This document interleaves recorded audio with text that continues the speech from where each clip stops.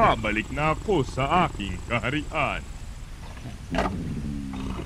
Huwag kang mag-alala, Lab. Para sa iyo, babaliin ko ang batas. Anumang sandali na gusto mong bumalik sa kabila, magsabi ka lang. Makakaasa ka sa aking katapatan. Ngayong mag-aalisan na ang halos lahat ng kasapi sa konseho, baka dapat ay buwagin na ito. Wala nang ahadlang sa nais mong ipatupad. Nandito pa ako. At si Panabon. Si Panabon ay parang langaw. Madaling bugawin pag umaaligid. Habang nasa aking panig, ang obispo at ang pinakamatandang mulawin, nasa akin ang suporta ng buong Avila. Hindi ba, Lumbas?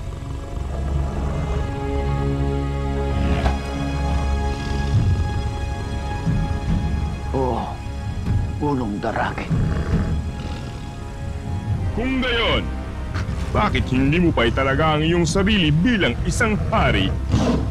Ikaw lang ang nararapat na sumunod sa yapak ni Dakila.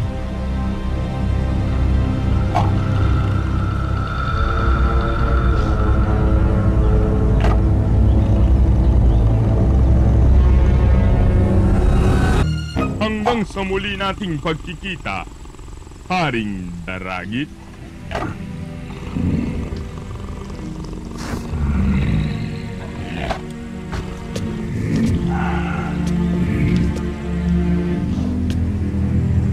Ang pagiging hari ng Avila ay tinatakda.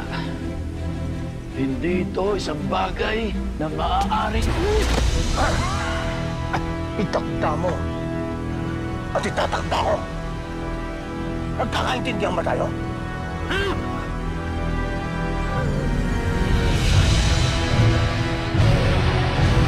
Sumagot ka!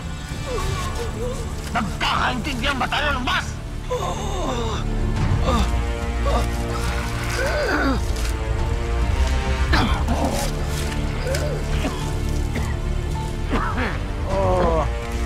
Baka naman gusto mong malaman ang lahat.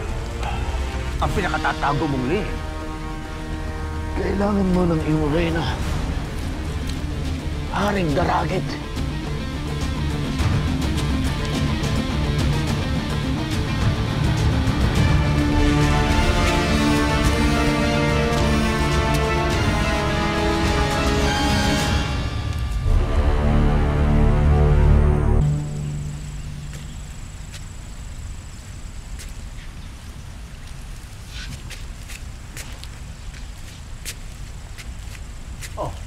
Ito ka.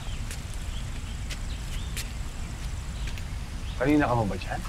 Oo, Punong Darakit. May mga hindi ba ako dapat marinig? Huwag kang mag-alala. Dahil bilang iyong kalihim, mapagkakatiwalaan niyo ako sa anumang lihim.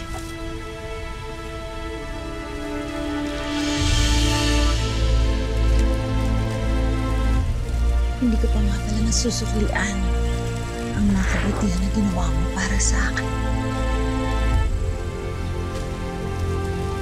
At handa akong gawin ang anumang nararapat para sa isang hari.